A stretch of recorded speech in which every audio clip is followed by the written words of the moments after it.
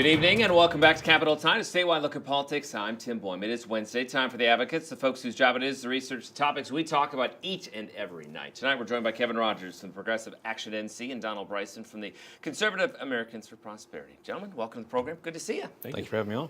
All right, so the House is debating its budget, part of the process.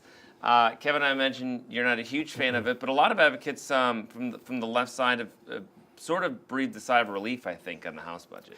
Yeah, I mean, we weren't really sure which way it was going to break, so we saw the governor's budget come down and the Senate budget come down. We didn't know if it was going to be to the left or to the right of that. So obviously it's a softer version of what the Senate had, although, there's still a lot of things in it that we would certainly take issue with. But yeah, I think overall, certainly not good, but not as bad as it could have been, sure. Donald, your take? The House's budget is interesting. You have three budget proposals that are coming out, and the House takes a more conservative budgeting approach, setting aside some more rainy day funds and reserves and things like that, whereas the Senate is more conservative on policy within their budget. But some of the stuff within the House budget just doesn't make a lot of sense, like relying on lottery revenues to pay for teacher pay increases. I don't understand. Well, and that's what I was going to ask you, because AFP and several other groups have been just flat out against the lottery. Mm-hmm. So I thought it put conservatives in a really interesting position. I mean, does it put you in a position enough to just say you don't like that budget, or wait and see? I think it's a wait and see approach. I have a hard time believing that the Senate would be like, yeah, that sounds great. And the guys in the House are saying, well, lottery revenues are an exact science. Well, if that's the case, they could have solved all the budget problems ever by increasing lottery funding to get people to advertise more. I think it's a tax on low-income people. It preys on low-income people and telling them that, hey, you can win all of this money. And essentially what we end up with is low-income people footing the bill, and it's a tax. That helps push government revenue around. And it's not right. It's not way to budget either. So you guys are against that way to pay for teacher pay? Absolutely. So are we. Absolutely. We are complete agreement right there. Here. I know. It feels good. It feels good. But Democrats are in a weird position on this in some ways, because they did push for the lottery and got it passed in Democratic leadership and pushed for it hard. Absolutely. I mean, it's been, 2005 when we passed the lottery, right? So it's been relatively recently. And it's, obviously the Democrats are not united when that happened, and there's been a lot of changes in the party since. But, I really do agree that it's a really lousy way to fund anything, let alone education, something so important. So I think that's really one of the few things that the left and the right outside of the building can really agree on, is that while we think teacher pay should be raised, and it's very important to do so, this is a really strange way of doing it. Yeah. Maybe just as part of the fund negotiation process. Absolutely. Something like that. Donald, you guys have been really, really railing against these film incentives. Sure. It's been a hard battle. Today we saw that they tried to put an amendment in House Finance to basically keep it as is and study the issue. Mm-hmm. It failed. You just want them gone completely, right? Absolutely. What film, or what, not film incentives, but what tax incentives prove is that companies are attracted to places with lower tax burdens. Well, instead of carving out for a special interest here, a special interest there, why don't we just lower the tax burden for everybody and attract more businesses, and not just our buddies within the film industry or our buddies within any other industry. There are other industries that are hurting North Carolina: the furniture industry in High Point, the textile industry down in Kannapolis and Cabarrus County in that area. Why don't they get tax incentives? The truth is, if you want to attract more businesses, you should lower the tax burden for everybody, if in fact tax incentives attract more business. But I've talked about this with other people too. Texas, for instance, says there's no income tax, but they do offer a boatload of incentives. So how do we compete against states like that if we just dump them? I mean, the movie industry would probably go away, I would think. I think eliminating the corporate income tax entirely would be one way to do it. The best tax incentive would be no taxes at all. Kevin, you probably have a different feeling. Slightly different. I don't think we have quite the same approach specifically on the movie tax credit, but I think if money could fall from trees, that'd be great, right? But we do need to pay for essential services that the state provides. So I don't think we have a lot of proof to show that zeroing out that tax rate is going to bring this flood of employers to North Carolina. If that were the case, I think that would be great. But I think there's a lot of other factors that go into those decisions. So the movie industry obviously is a very important one, and it's a growing one in North Carolina. I think we should be supporting growing industries when we have so many industries that have really left over the past 10 or 20 years.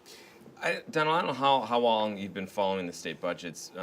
I have for some time. And this is a really fascinating one because it's so different from all three sides in a lot of different ways. I mean, from a budgeting perspective, I mean, how do you get to a middle, or is there just not a middle? They're just going to pick and choose what they want? Well, truthfully, they're all closer than what you think. It's just as far as spending levels go. If North Carolina had like a taxpayer Bill of Rights spending limitation, all three of these budget proposals would be within those limits, which would be, inflation plus population increase. They're all pretty low on spending. The governor actually spending the least amount of money of all three. I think it's just haggling out what do we want to do with Medicaid and what do we want to do with teacher pay, and those are the two big items. Once they have that figured out, they'll move along with the budget pretty quickly, probably. Kevin, you have a lot of disagreements, obviously, with all three in general. I mean, what is your hope, knowing that they're in charge and they're going to, be able to pass what they want? If you could save a few things or change a few things in negotiations, I mean, what would be your focus? I think we're really concerned with seeing the teacher pay raise at some point, and pay raise for government employees generally speaking. I think that, it's really been stalled for quite some time. I think. Knowing that we're not going to see an increase in revenues, it really is, where are those cuts going to be made to pay for these things? And we all know how the sausage gets made, right? Everybody, when it goes to conference and we're going to start hashing these things out, this is really where the work starts to happen.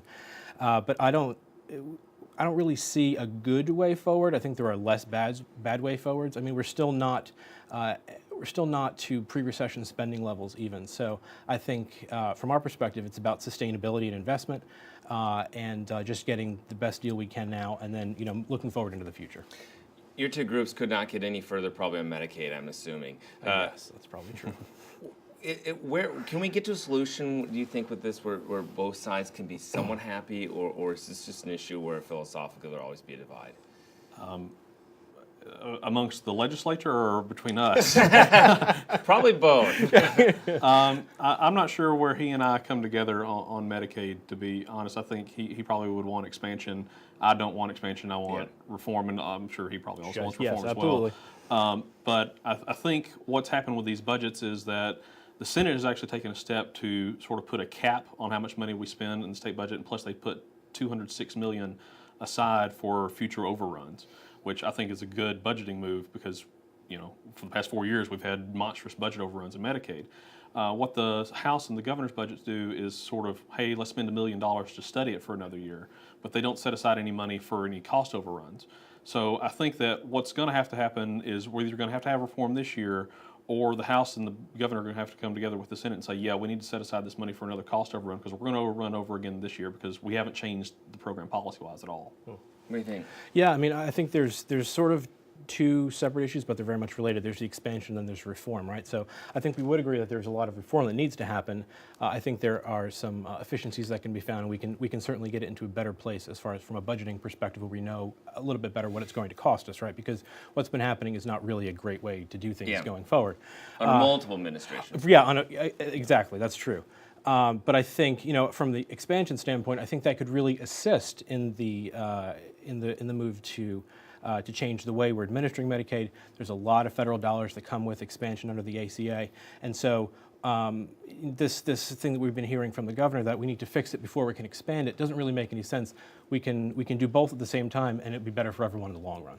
All right. Well, the proof is in the pudding about what happens, and we'll have to see in the meantime. Gentlemen, good to see you. Thank you for your time. Thank you. Thank you.